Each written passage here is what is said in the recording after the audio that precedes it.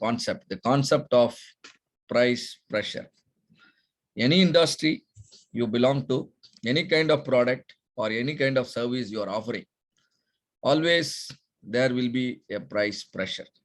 What is this? Customer will be expecting you to reduce the price continuously. At the same time, they will expect the high levels of quality on one side, and you have to always deliver on time. In spite of all your the best levels of quality, still there is a price pressure. That means year on year, you need to always make sure you bring down the price of your product. So how can you handle this kind of pressure? I hope all of you will agree with me. This is there. Am I right? Any product or service you are offering, customer always expect you to reduce the price without compromising on the quality. If you don't understand that, what happened? Some of your customers might go to the competitors because they are ready to take care of this price pressure also. So what actually constitutes the price of the product? The first thing is base cost. The first component of the price is the base cost, nothing but the raw material and the resources required, the manpower, the overhead, and all these things are called base cost. And then over and above, there will be some failures. Definitely there will be some failures. Whatever product and whatever service you are offering, there will be some failures, and that will definitely have some cost associated. And we will call it as cost of poor quality. We'll call it as cost of poor quality. So failures are can be in several forms. Like it can be producing a product with a defect, or it can be producing the product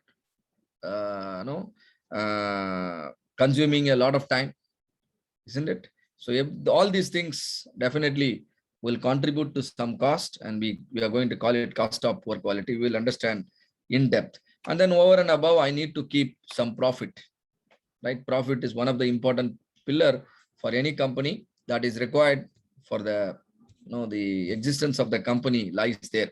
So these are the three. So always when you wanted to manage the price pressure, you have three options. You can work on the base cost. You can work on the profit. That means you can come forward to compromise your profit. And you can also work on the next factor called cost of poor quality. And what do you think, all of you, which could be a best option, or what could be your priority? Do you think reducing the base cost will be a great idea, or compromising the profit will be a great idea, or working on reduction of cost of poor quality is a great idea? What do you think, all of you? What is your option?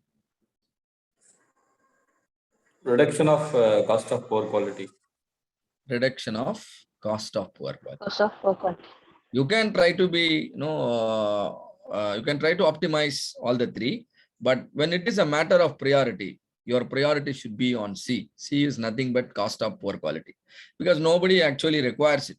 Your customer doesn't like to receive a defective product, and your management doesn't want to see defects happening in their product, and even you yourself may not like. So the best and then the immediate option is reducing the cost of poor quality. When I reduce the cost of poor quality, you know what will happen? I will be able to see any cost reduction, defect reduction will directly add on to your profit. That's why Six Sigma is also called a profit maximization tool. Imagine you sell a product for 100 rupees, or the revenue is 100 rupees. What is the profit? Profit is 10%. So profit is 10 rupees. And now what happened? You reduce the cost of poor quality. Again, the revenue is 100 rupees. What do you think your profit will be now? Will it be again 10 rupees? It will increase, sir. It will increase. And let us say 10 rupees increase to 12 rupees. Where from this 2 rupees came? Come on. Reduction of wastage. Reducing. And reduction of defects. Because you have only prevented a failure. There is no additional energy, there is no additional resource utilized. Whatever amount of defects you reduce, the same amount will get added up to your profit. You get my point?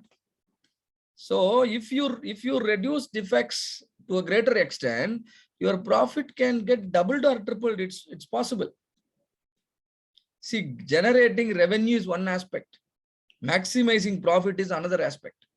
What is generating revenue? I will improve the sales. I will improve the sales and thereby my revenue increases. It doesn't mean your profit is getting maximized. But any defect reduction project, whatever defects you are reducing, let us say defects you are reducing from 8% to 4%. This difference in 4% will directly add up to the profit. So that's why we call Six Sigma as a profit maximization tool also. All right. So when you can use Six Sigma to effectively handle the price pressure, still maintaining the level of quality, at the same time, your profit will also get maximized. Isn't it? So you are able to reduce your price. So your customers are happy. At the same time, your profit also is getting maximized. And that's why it keeps everyone, it gives everyone a win-win scenario. And see, cost of poor quality, when I say cost of poor quality, these are primarily based on defects and then waste. When your defects are more, then cost of poor quality will be more. When there are wastages are more, then also cost of poor quality will be more.